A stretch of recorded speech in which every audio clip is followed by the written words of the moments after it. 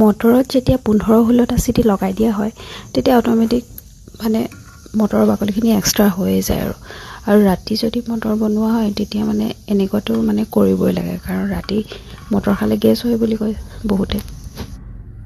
ভগৱানে কোৱাত আজিলৈকে বাৰু আমাৰ হোৱা নাই বাৰু দেই। আপোনালোকে এনেকুৱা কৰেনে বাৰু? কমেণ্ট কৰি জনাব দেই কোনে কোনে কৰে। আৰু কি জানেনে, এনেকুৱাকৈ যদি মটৰ বনাই নহয় তেতিয়া ইয়াত মানে ডাঠ কৰিবৰ কাৰণে ময়দা বা কিবা এনেকুৱা মানে আটা ময়দা এনেকুৱা জাতীয় একো দি দিলেও হৈ যায়। গেছটো সৰু কৰি লাহে লাহে বহুত টেষ্টিও হয় তেতিয়া খাবৰ কাৰণে, আৰু ৰাতি খালেও তেতিয়া একো প্ৰব্লেম নিদিয়ে পেটৰ। মই দিনত বনালেও এনেকুৱা কৰিয়ে বনাওঁ। যেতিয়া আপুনি 15-16টামান চিটি লগাই দিব তেতিয়া চাব এনেকৈ ধুনীয়াকৈ বাকলিখিনি চব এক্সট্ৰা হৈ যাব। আৰু দেখিছে এতিয়া কিমানখিনি বাকলি মই এক্সট্ৰাকৈ উলিয়াই দিলোঁ।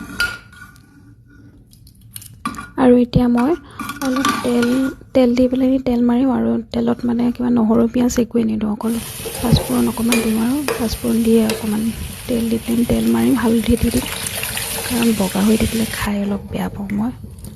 হালধি অলপমান দি আৰু এনেকৈ তেল মাৰি লাহে লাহে উতলিবলৈ দিম আৰু